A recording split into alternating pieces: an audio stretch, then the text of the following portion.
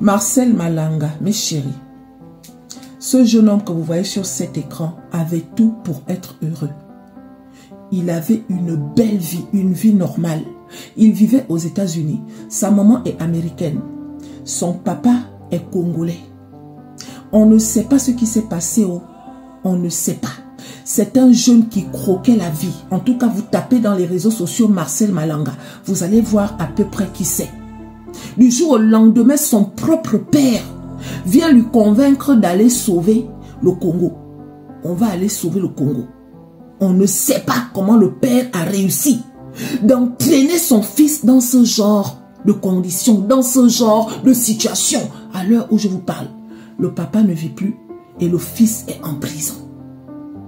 Une personne qui a essayé de RIP, les gens qui sont en haut là-bas, on le considère tout de suite comme étant un dangereux monsieur. Donc à l'heure où je vous parle, il est en prison à cause de son propre père. C'est quelle idée ça, punaise? C'est quelle idée? Si tu veux aller sauver le Congo, tu veux aller sauver ton pays, va seul. Parce que les gens qui font souvent les coups de tas, un genre, une fois que vous ratez, on vous prend et vous êtes considéré comme pire que les démons. Vous êtes considéré comme pire que les ennemis. Voilà ça. Regardez un peu. On peut faire ça. Il vivait aux États-Unis, il avait sa femme, il avait son enfant, ou bien ses enfants, je ne connais pas. Mais je sais qu'il avait une vie de famille. Aujourd'hui, sa femme se retrouve seule. Tous les jours, elle publie dans les réseaux sociaux en train de demander pardon. La maman demande pardon en disant que mon fils est innocent. C'est son père qui lui a mis des mauvaises idées dans la tête. Sauf que le fils en question, les gens qui sont de l'autre côté là-bas, eux, ils ne savent pas ça. Hein. Ils considèrent que ton fils a accepté. Ton fils n'a pas refusé. Mais chérie, même si que c'est ton père, même si que c'est ta mère, si ce dernier ou bien cette dernière vient te proposer des choses qui ne te correspondent pas, refuse. La preuve est là. On peut faire ça. Mais bon, on espère qu'il va sortir. C'est juste dommage, quoi. Comme quoi la vie de quelqu'un peut basculer comme ça du jour au lendemain à cause de son propre père. On se méfie des ennemis, des personnes qu'on ne connaît pas. On doit aussi se méfier de nos papas. Le papa pensait quoi? Tu ne pouvais pas prendre d'autres personnes? Non, tu préfères prendre ton enfant. On peut faire ça. Punaise. Qui est Christian Malanga, le présumé auteur de la tentative de coup d'État en RDC? Christian Malanga est américain d'origine congolaise. Il s'est toujours présenté comme le leader du mouvement New Zaïre, mais aussi de sa formation politique United Congolese Party, UCP. Celui qui se fait appeler commandant est né le 2 janvier 1983 à Kinshasa. En 1998, il s'installe aux États-Unis avec sa famille en tant que réfugié politique. Il est également homme d'affaires. En 2006, il retourne en RDC et fait le service militaire. Au sein de l'armée congolaise, il a occupé plusieurs fonctions.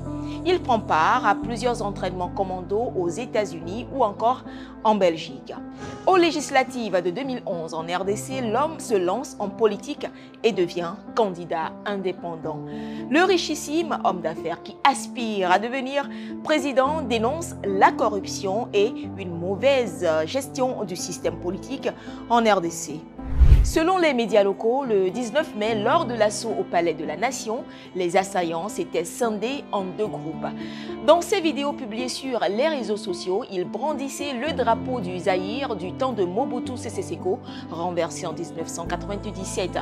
L'armée congolaise a annoncé avoir définitivement neutralisé Christian Malanga. Son fils Marcel, 22 ans, a été arrêté ainsi que plusieurs autres de leurs complices.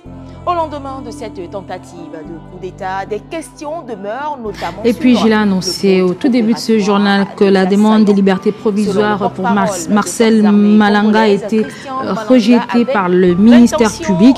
Répliquant à la requête de la défense du prévenu, le procureur demande donc au tribunal de la rejeter car selon lui, les prévenus comme les autres ont fait leur déposition dans les bonnes conditions sans problème de langue. Par conséquent, de le déclarer recevable mais non fondé. Les tribunaux militaires de Kinshasa-Gombe a pris donc l'affaire en délibéré et devra se prononcer plus tard dans le délai de la loi. Ce dossier. Cette tentative de coup d'État intervient en RDC alors que le pays est en attente d'un nouveau gouvernement quelques mois après l'élection du président Félix. Les drones, c'est un pays. Les petits drones, par Taylor. Et le gros par Christian Malanga lui-même. Il, de manière libre, il le déclare. Mais il se camoufle en disant que mon père m'a entraîné. Il vous a entraîné des États-Unis jusqu'au palais de la nation. Mon père qui m'a entraîné, il m'a entraîné dans ce salle de zone. Je ne voulais pas. Voilà, c'est lui-même, libre de l'OPJ, est en train d'appeler. Monsieur le Président, il n'y a pas lié. Lorsque vous allez vous prononcer, vous allez tout simplement dire recevable et non fondé. Non fondé. Même pas de liberté provisoire. Même pas l'article 45 qui, comme un conseil là, il n'a pas fini tout l'article, toute la disposition. L'article 45 du code de procédure pénale, il vous dit, vous, tribunal, lorsque vous recevez un prévenu dans un état de liberté, il continue, il demeure dans cet état. Et lorsque vous le recevez dans un état, en état d'arrestation, il demeure. Qui demeure dans cet état d'arrestation jusqu'au prononcé, monsieur le Président. Vous avez balayé recevable mais non fondé. Je suis Brittany Sawyer, la mère de Marcel Malo Malanga, qui est aussi le fils de Christian Malanga. Son père était absent la plupart du temps dans la vie de Marcel, en raison d'être constamment hors du pays.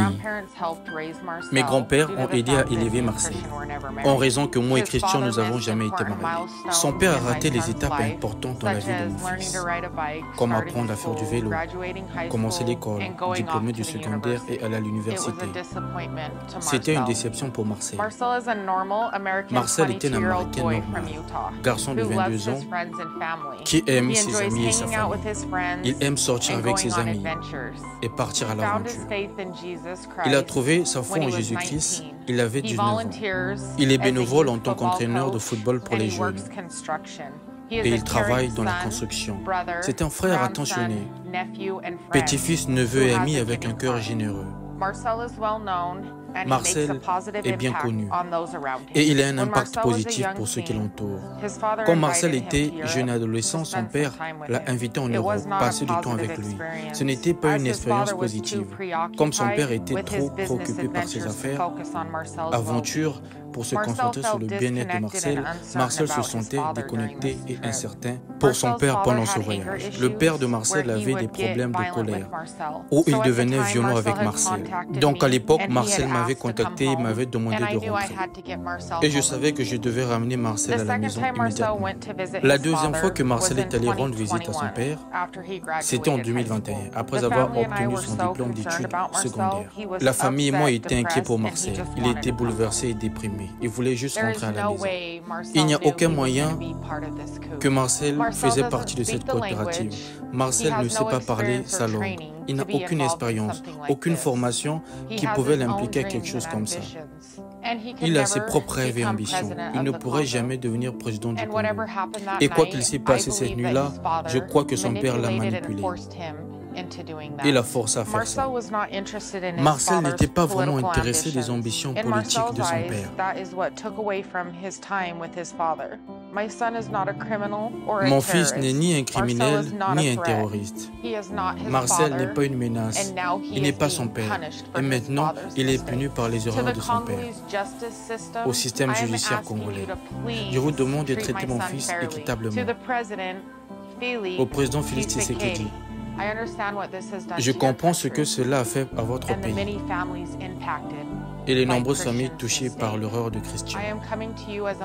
Je viens vers toi en tant que mère pour vous rassurer que mon fils et Tyler Thompson ne sont pas une menace pour votre gouvernement congolais ou le peuple congolais. Je vous demande, Monsieur le Président, de pardonner ces garçons pour les ramener aux États-Unis. Toute la famille et moi, nous vous remercions du fond du cœur.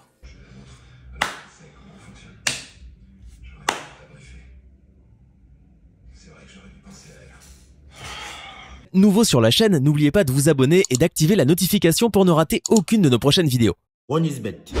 Inscrivez-vous en utilisant le code promo BRIGADE et bénéficiez d'un bonus de 200% lors de votre premier dépôt.